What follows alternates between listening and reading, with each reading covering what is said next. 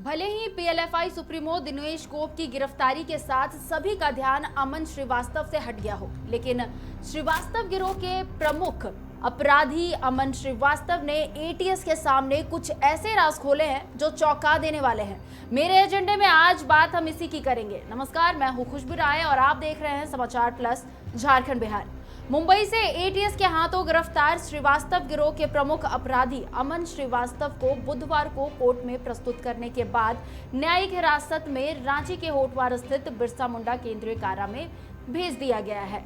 बता दें कि झारखंड पुलिस की आतंकवाद निरोधक दस्ता सहित विभिन्न जांच एजेंसियों ने 6 दिनों तक उससे पूछताछ की थी, जिसमें उसने कई राज खोले हैं। क्या आपको पता है कि पिता की मौत के बाद अमन ने गिरोह की कमान संभाली थी? जी हां, जब झारखंड पुलिस की एटीएस सहित विभिन्न जांच एजेंसियों ने 6 दिनों तक पूछताछ की तो उसने बताया कि उसके पिता और श्रीवास्तव गिरोह के गैंगस्टर सुशील श्रीवास्तव की 2 जून 2015 को हजारीबाग कोर्ट परिसर में हुई हत्या के बाद उसने गिरोह की कमान संभाली थी। पिता की बनाई अपराध की जमीन पर ही वो आतंक की फसल काट रहा था। पूछताछ में उसने ये भी बताया है कि गिरोह का असली कर्ता धर्ता अमन नहीं बल्कि रवि सरदार था। जी हां, पहले से जहां जहां से लेवी रंगदारी मिल रही थी वे जारी रही। सुशील श्रीवास्तव के गुर्गे अब उसके लिए काम करने लगे थे, कई पकड़े भी गए। उसके बाद ये उसने बताया है कि वो सिर्फ नाम भर का गिरोह का प्रमुख था। गिरोह का असली कर्ता धर्ता रवि सरदार है जो अभी फरार है। पूर्व में उसके कई सहयोगियों के जेल जाने के बाद लेवी वसूली में कमी आई थी। अमन ने लेवी को लेकर के भी एटीएस को कई अहम जानकारियां दी है। उसके खासम खास शिव शर्मा, मुकेश सिंह जैसे कुख्यात अपराधी अभी जेल में हैं। पूर्व में गिरफ्तार उसके भाई और बहनोई सहित कई अन्य सहयोगी वर्तमान में जमानत पर है। उसने एटीएस को अपने लेवी के स्रोत और लेवी की राशि से संबंधित कई महत्वपूर्ण जानकारियां दी है। पूछताछ में उसने ये भी बताया था कि मना करने के बावजूद हरदेव कंस्ट्रक्शन पर फायरिंग हुई थी। जी हां, एटीएस की पूछताछ में अमन ने बताया कि पतरातू में गत 2 मई को रेलवे निर्माण में लगी हरदेव कंस्ट्रक्शन कंपनी के साइट पर फायरिंग के पीछे उसका कोई हाथ नहीं है।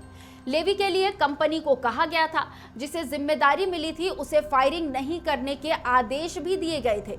इसके बावजूद उसने फायरिंग की। इस मामले में 1 सप्ताह के भीतर ही पतरातू पुलिस ने बेगूसराय निवासी 2 आरोपियों यानी कि सन्नी कुमार और ब्रजेश कुमार को गिरफ्तार किया था।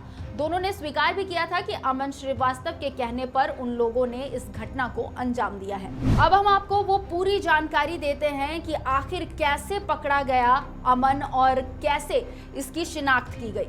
जी हां, झारखंड एटीएस ने महाराष्ट्र एटीएस के सहयोग से अमन श्रीवास्तव को गत 15 मई को नवी मुंबई स्थित वासी रेलवे स्टेशन से गिरफ्तार किया था।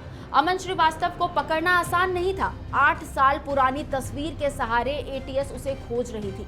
पिछले 5 महीने से तकनीकी स्रोतों से उसके आने जाने की जानकारी मिली थी। इसके बाद संबंधित रेलवे स्टेशन के सीसीटीवी फुटेज को भी एटीएस खंगालती रही। इसी क्रम में कुछ संदिग्ध चेहरे मिले, जिसे महाराष्ट्र एटीएस ने झारखंड एटीएस को भेजा था। उसके माध्यम से उसकी पहचान करने की कोशिश होती रही। एटीएस ने पाया कि नवी मुंबई से वासी रेलवे स्टेशन से उतरने के बाद वो खारघर रेलवे स्टेशन जाता था। वहां से चैम्बूर पहुंचने के लिए ऑटो रिक्शा का इस्तेमाल करता था। चैम्बूर से दादर रेलवे स्टेशन के लिए वो टैक्सी किराए पर लेता था। दादर से ट्रेन से गुजरात की तरफ जाता था और गुजरात के बड़ौदा पहुंचता था। यहाँ ये जो कार्य था वो आए दिन किया करता था। जब एटीएस उसके इस रूट को लेकर आश्वस्त हो गई, तब उसी अनुसार जाल बिछाई गई, जिसमें वो पकड़ा गया। वो नकली मतदाता पहचान पत्र का उपयोग कर बड़ौदा और राजस्थान में रहता था। वो लेवी मांगने के लिए टेलीग्राम ऐप का उपयोग करता था। एटीएस को अमन श्रीवास्तव से मिली जानकारियों से ये तो तय है कि अभी और खुलासे होंगे। पूछताछ में एक नाम रवि सरदार का भी सामने आया है, जो फिलहाल फरार बताया जा रहा है। उसकी गिरफ्तारी के लिए बड़े स्तर पर छापेमारी चल रही है। देखना अहम होगा कि आतंक की दुनिया का और कितना सच सामने आता है। मेरे साथ इस खास वीडियो में बस इतना ही। बाकी की खबरों से अपडेटेड रहने के लिए समाचार प्लस झारखंड बिहार के सभी सोशल मीडिया प्लेटफॉर्म्स को सब्सक्राइब करना ना भूलें। नमस्कार।